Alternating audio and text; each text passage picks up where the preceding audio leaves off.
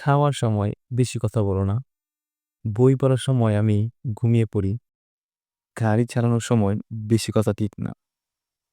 Bike চালানোর সময় সাবধান থাকা উচিত। Hello everyone, this is Araf for you once again. আমি এই যে এইমাত্র বাক্যগুলো বললাম, আপনি এগুলো কিভাবে ইংরেজি ট্রান্সলেট করবেন? আমরা প্রতিনিয়তই এই ধরনের বাক্য বলে থাকি। চলুন এই বাক্যগুলোকে আমরা কিভাবে ইংরেজি ট্রান্সলেট করব সেটা দেখে নিই। দেখেন, কোনো কিছু করার সময় অর্থে আপনাকে ব্যবহার করতে হবে while, এবং while এর পরের অলওয়েজ আপনাকে ভার্ব প্লাস আইএনজি ব্যবহার করতে হবে।